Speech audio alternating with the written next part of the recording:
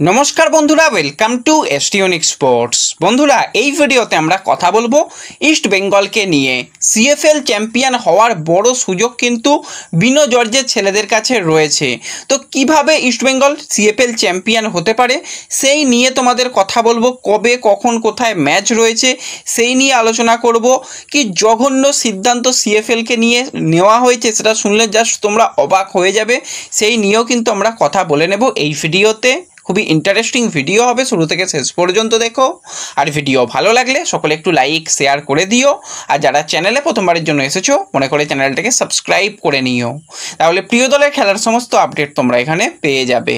তো চলো আর দেরি না করে ভিডিও শুরু করা যাক। তো ইস্ট বেঙ্গলের কাছে সবথেকে বড় সুযোগ সিএফএল চ্যাম্পিয়ন হওয়ার। এই কারণে ইস্ট বেঙ্গল কিন্তু সিএফএলের যে গুরুত্বপূর্ণ তিনটে ম্যাচ, সেই তিনটে ম্যাচ কিন্তু খেলবে। তার মধ্যে দুটো ম্যাচ কিন্তু তাদের ঘরের মাঠে রয়েছে। তো ঘরের মাঠে হোম সাপোর্ট একটু বেশি পাবে। যদি একদম গ্যালারি ভর্তি থাকে, ভালো যদি দর্শক সমর্থক যায়, তাহলে কিন্তু সেখানে একটা এক্সট্রা অ্যাডভান্টেজ তো পাওয়া যাবেই। কিন্তু যেই সিদ্ধান্তটা নেওয়া হয়েছে আইএফের তরফ থেকে, জাস্ট জঘন্য সিদ্ধান্ত। কারণ আমরা তো এটা একটা লিগ পর্বে আমরা দেখি যে সিএফএল মানে কলকাতা ফুটবল লিগ। তো লিগের নিয়ম কি? লিগের নিয়ম তো পুরো পয়েন্ট যোগ করে শেষ পর্যন্ত দেখা হয় যে কারা সর্বাধিক পয়েন্ট পেল তাদেরই চ্যাম্পিয়ন ঘোষণা করা হয়, যেটা লাস্ট ইয়ার পর্যন্ত হয়েছে। কিন্তু শোনা যাচ্ছে যেটা যে এই বছর থেকে নিয়ম নাকি পরিবর্তন। কি নিয়ম পরিবর্তন? যে এতদিন যে খেলাগুলো হলো গ্রুপ স্টেজের খেলা, গ্রুপ এতে ইস্টবেঙ্গল গ্রুপ চ্যাম্পিয়ন হয়ে গেল। তো সেখানে ইস্টবেঙ্গল টোটাল 26 পয়েন্ট নিয়ে যাচ্ছে। কিন্তু ইস্টবেঙ্গলকে শুরু করতে হবে সুপার সিক্সের ম্যাচগুলো খেলার সময় 0 পয়েন্ট থেকে। হ্যাঁ, তোমরা ঠিকই শুনছো, কোনো রকম গ্রুপ স্টেজের পয়েন্ট কিন্তু পরবর্তী সুপার সিক্স রাউন্ডে যাচ্ছে না। সুপার সিক্সে যখন খেলা হবে প্রত্যেকটা দল আবার 0 থেকে শুরু করবে। তার মানে লিগের কোনো মানেই হয় না। এর থেকে তো ভালো যদি কোয়ার্টার ফাইনাল, সেমিফাইনাল, ফাইনালের মতন করে দেওয়া যেত, সেটা তো আরও ভালো হতো। সেটাই মনে হয় সব থেকে বেস্ট সিদ্ধান্ত হতো। সেটা না করে এরকম একটা নতুন নিয়ম তৈরি করা হয়েছে। তো সেখানে 0 পয়েন্ট থেকে ইস্টবেঙ্গলকে শুরু করতে হবে। ইস্টবেঙ্গল 26 পয়েন্ট পেলেও কিন্তু সেই 26 পয়েন্ট কোনো রকমভাবে যোগ হবে না। আর অপরদিকে যদি আমরা কথা বলি গ্রুপ বি এর দিকে, সেখানে কিন্তু ইউনাইটেড স্পোর্টিং ক্লাব তারা 27 পয়েন্ট পেয়েছিল, তাদের পয়েন্টও যোগ হবে না। তো সব দলকেই 0 থেকে শুরু করতে হবে। তো ইস্ট বেঙ্গলের প্রথম যেটা ম্যাচ রয়েছে ঘরের মাঠে তারা খেলবে ইউনাইটেড কলকাতার সঙ্গে। সেটা কিন্তু আগামীকাল রয়েছে, দুপুর 3টে থেকে খেলা হবে। এবার খেলা তোমরা দেখতে পাবে শুধুমাত্র SSEN অ্যাপ্লিকেশনে।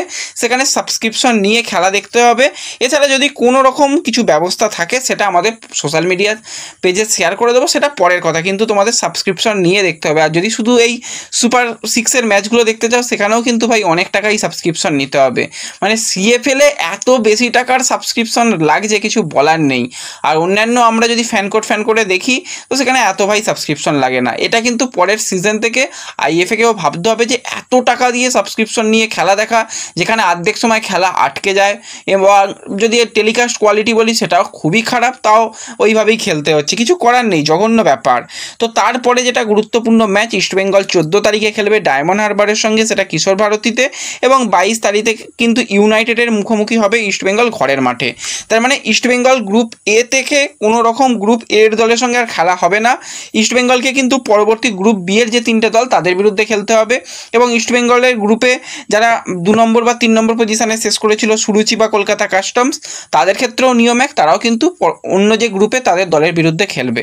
এবং 22 তারিখের শেষ ম্যাচ, সেই দিনই কিন্তু আমরা বুঝতে পেরে যাব যে এই মরশুমে কারা চ্যাম্পিয়ন হচ্ছে।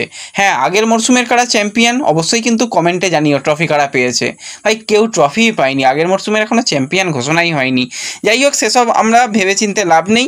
যেগুলো নিয়ম, যেগুলো খেলা দেখার ব্যাপার, সমস্ত কিছু তোমাদের সঙ্গে শেয়ার করে দিলাম। আশা করি বুঝতে পারছো। সকল বন্ধুদের সঙ্গে শেয়ার করে দাও, তারাও কিন্তু এই আপডেটটা পেয়ে যাবে। এবার যদি আমরা কথা বলি যে ইস্টবেঙ্গল ঠিক কীরকম পরিকল্পনায় খেলবে। দেখো, কিছু ম্যাচে ইস্টবেঙ্গল কিছু প্লেয়ারকে পাবে না। যেমন কালকের গুরুত্বপূর্ণ ম্যাচে দেবজিৎ মজুমদারকে পাওয়া যাচ্ছে না, সৌভিক চক্রবর্তী, সায়নকে পাওয়া যাচ্ছে না। কিন্তু ইস্টবেঙ্গলের যে পূর্ণ শক্তি দলটা পাচ্ছে সেটা কিন্তু অবশ্যই বলা চলে।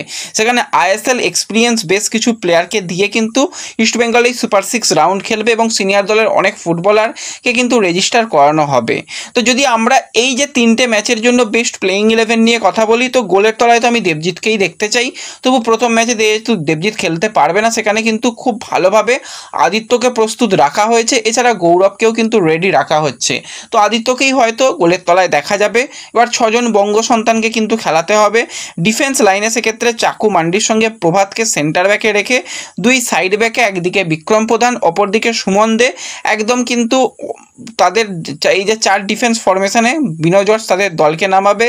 এবং যদি মিডফিল্ড নিয়ে কথা বলি, মিডফিল্ডে কিন্তু তন্ময় দাসের সঙ্গে ভানলাল পেকাকে মাঝমাঠ দায়িত্বে সামলানো দেওয়া হবে।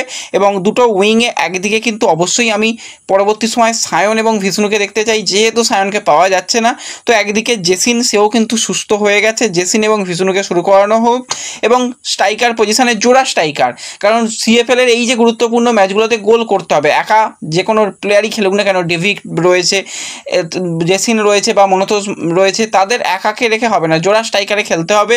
তো সেক্ষেত্রে আমি ডেভিড এবং তার সঙ্গে কিন্তু অবশ্যই সেই জায়গাতে যদি বলো লালরেন্ডিকাকে চাইছি। তো এডমুন তারাই শুরু করুক এবং পরবর্তী সময় মনোতোষ মাঝি রয়েছে, জেসিনকে স্ট্রাইকার পজিশনে নিয়ে আসা যেতে পারে, আমানকে উইং পজিশনে নিয়ে আসা যেতে পারে। তো অনেকগুলো কিন্তু কোচের কাছে অপশান রয়েছে। তো সব মিলিয়ে দেখতে গেলে ইস্টবেঙ্গল বেশ শক্তিশালীভাবেই নামতে চলেছে এবং শুভকামনা রইল তারা ভালোভাবে খেলুক, ভালোভাবে যেরকম তারা লিগটাকে চালিয়ে এসেছে, এই যে 3টে গুরুত্বপূর্ণ ম্যাচে 3টে ম্যাচে ভালো ফলাফল করে আরও একবার চ্যাম্পিয়ন হোক। তো তোমাদের কি মনে হয়, ইস্টবেঙ্গল কি এই বছরও সিএফএল চ্যাম্পিয়ন হতে পারবে? সেটা কিন্তু আমাকে কমেন্টে জানিও। আর ভিডিও ভালো লাগলে লাইক শেয়ার করে দিও। চ্যানেলে প্রথমবারের জন্য এলে সাবস্ক্রাইব করে নিও। দেখা হবে পরবর্তী ভিডিওতে। ধন্যবাদ।